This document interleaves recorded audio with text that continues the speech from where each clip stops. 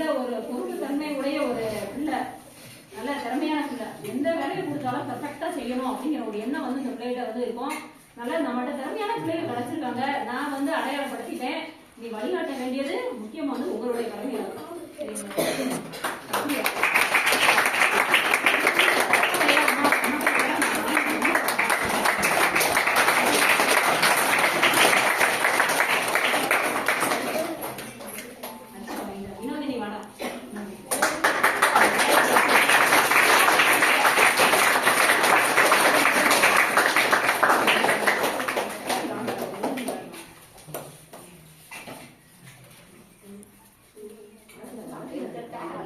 Yeah.